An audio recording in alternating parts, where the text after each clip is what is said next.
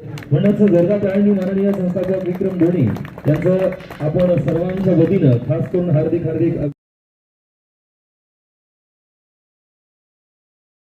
वनवा पेटलेला आहे।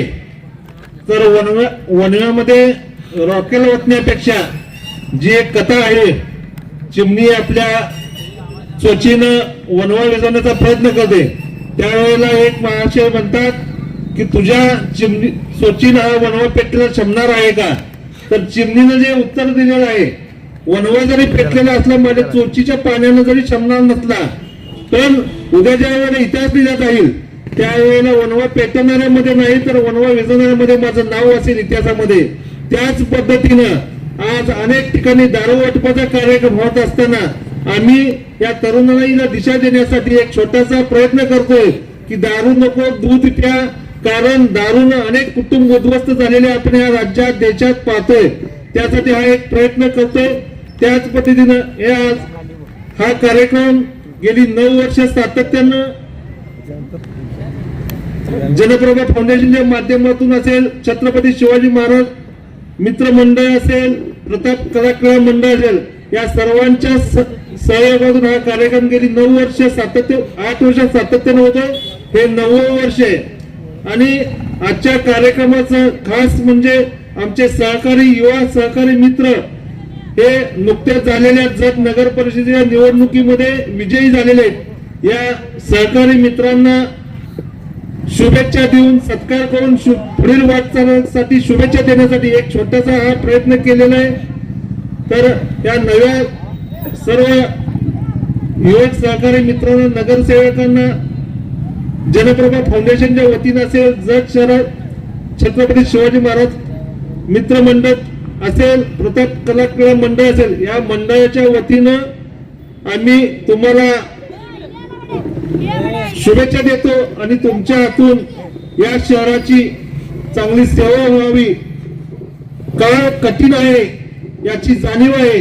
आज जरी तुम्ही मंडळी विरोधी पक्षात जरी असला तरी आपल्याला घाबरण्याचं कारण नाही, कारण आपल्या शेजारच्या सांगोला तालुक्याचे माजी आमदार भाई गणपतराव देशमुख अनेक वर्ष विरोधी पक्षात होते, पण त्यांच्या मतदारसंघात विकास करण्याचं कुठलेही उणेवा राहिले नाहीत। उलट त्यांच्या सभागृहातील धोरणांमुळे असेल, रस्त्यावरच्या आंदोलनामुळे असेल, राज्यातील अनेक धोरणात्मक निर्णय झालेले आहेत आणि त्याचा फायदा सांगोला तालुक्यासह महाराष्ट्रातील अनेक दुष्काळी तालुक्याला, त्यामध्ये आपला जत तालुका आहे।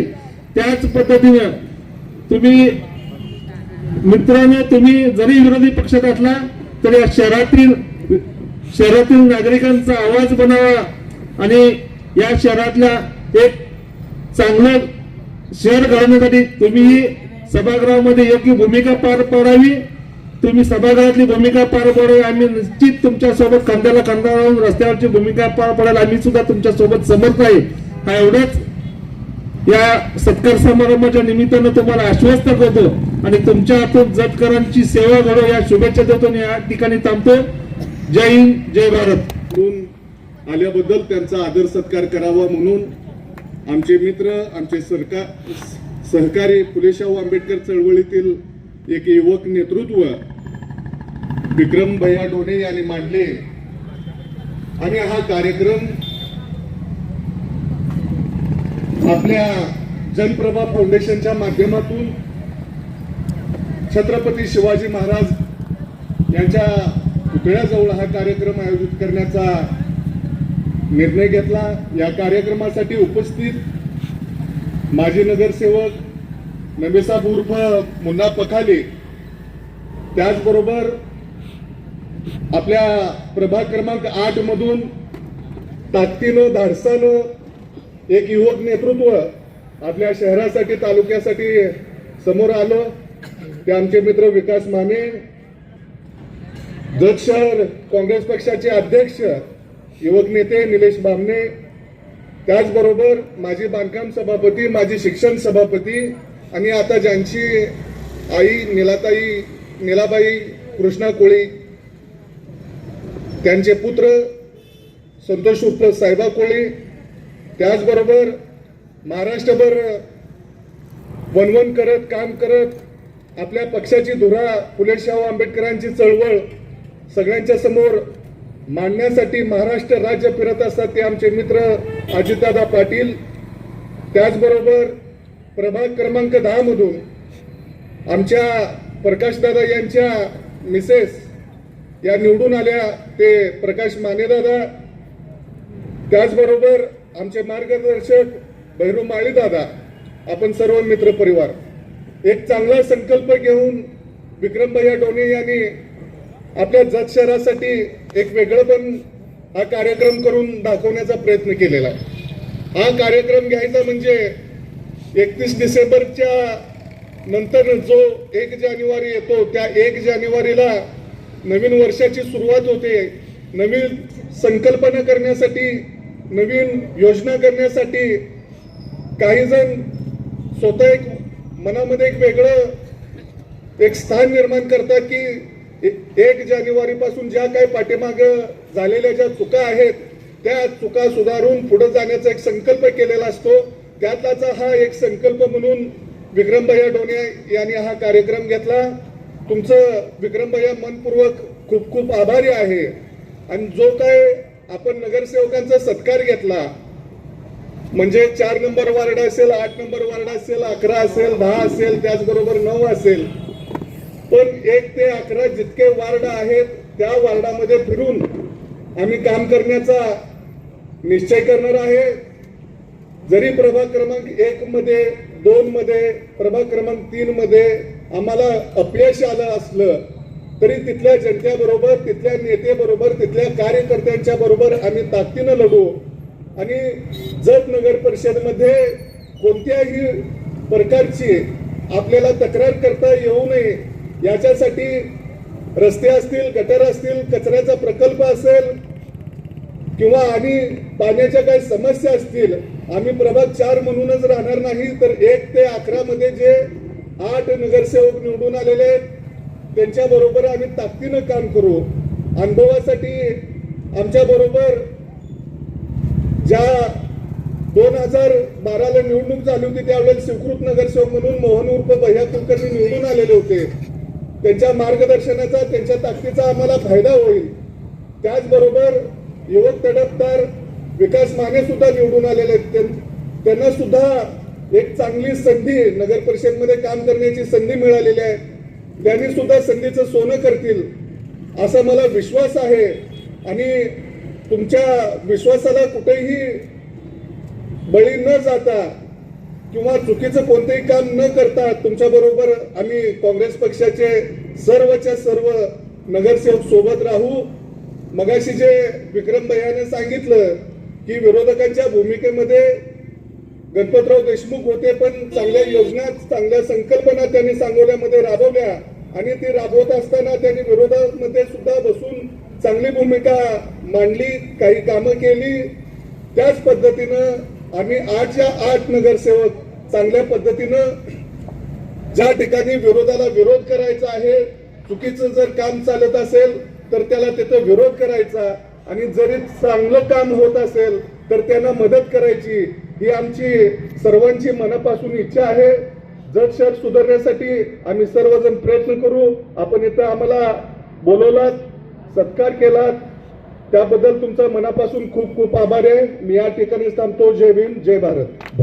संकल्पना गेल्या 9 वर्षापासून सातत्याने राबवणारे राष्ट्रीय समाज पक्षाचे नेते आमचे सहकारी विक्रमभैया डोणे, फुले मंचावरती उपस्थित असणारे ज्यांनी आपल्याला मार्गदर्शन केलं अशा आमच्या फुले शाहू आंबेडकर चळवळीचा विचाराचा एक पाईक नगरसेवक भूपेंद्रभैया कांबळे, त्याचबरोबर दुसरे नगरसेवक त्यांच्या वहिनी नगरसेवक आहेत अशा निवडून आले ते काँग्रेस पक्षाचे शहराचे अध्यक्ष निलेश बामणे, आमचे दुसरे बंधू विकासजी माने नगरसेवक, त्याचबरोबर भोसलेदादा असतील, त्याचबरोबर ज्यांच्या भगिनी निवडून आले तसे मुन्नाभाई असतील, आमचे मित्र ज्यांच्या मिसेस निवडून आले तसे प्रकाशजी माने, भैरवांना असतील, त्याचबरोबर उपस्थित आमचे साहेबराव कोळी होते आणि उपस्थित सर्वच या कार्यक्रमासाठी उपस्थित असणारे मान्यवर.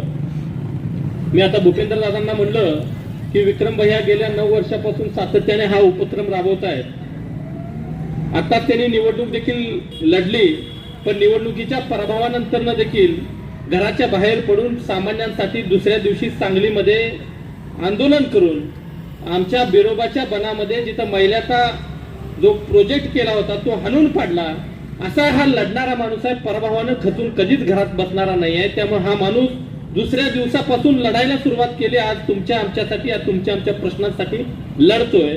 पण तुम्ही भूपेंद्र दादांना म्हणलं की गेल्या 9 वर्षापासून हा संकल्प ते राबवत आहेत, पण ह्याच्याऐवजी दारू प्या संकल्पना राबवली तर निवडून तर येईल.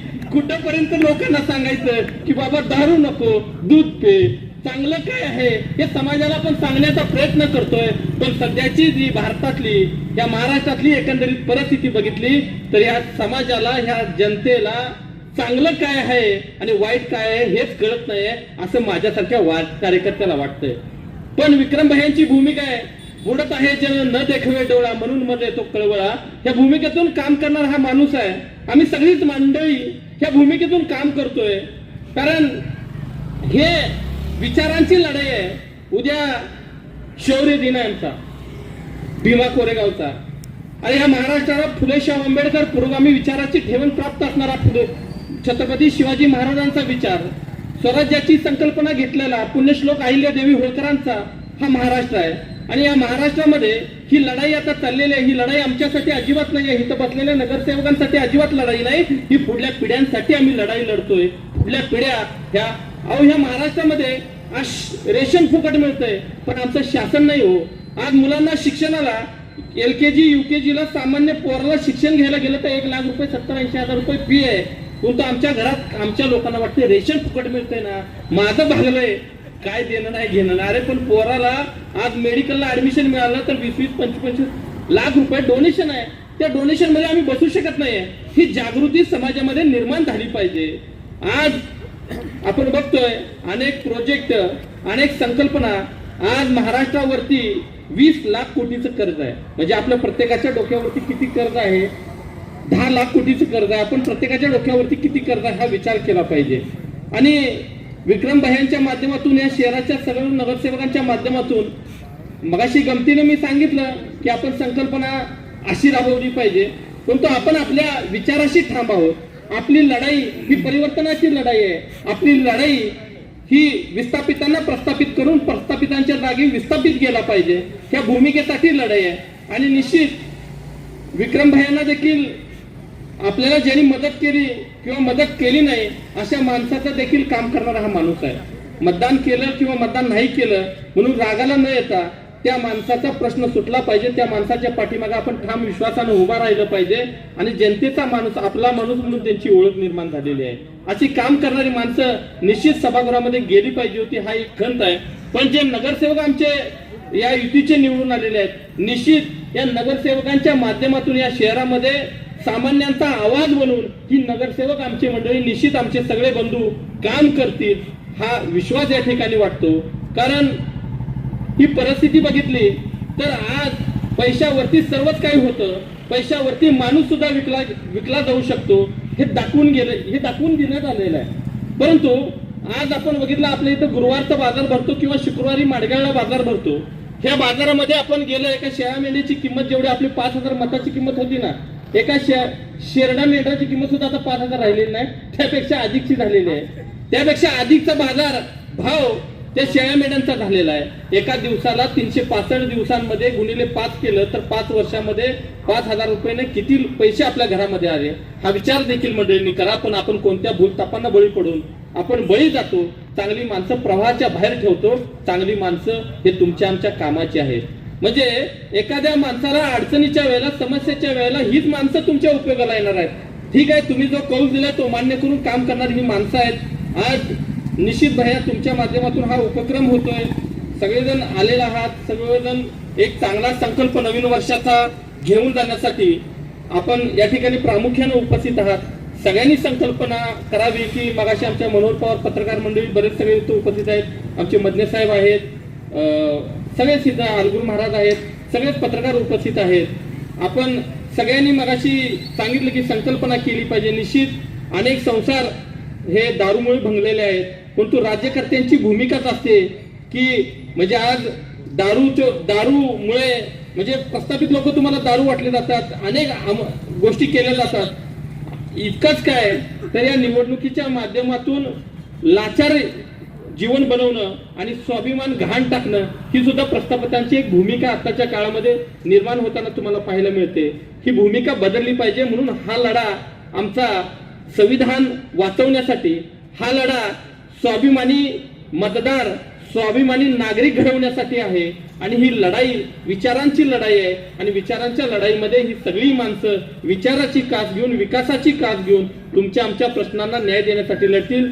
सर्वच नूतन नगरसेवकांना मी राष्ट्रीय समाज पक्षाच्या महाराष्ट्र राज्याच्या वतीनं मनापासून अशा शुभेच्छा देतो. आणि आपण आपल्या संधीच्या माध्यमातून जर शहराच्या नागरिकांचा प्रश्नांना वाचा फोडाल, त्यांचा आवाज बनवून काम कराल अशी इच्छा या ठिकाणी व्यक्त करतो.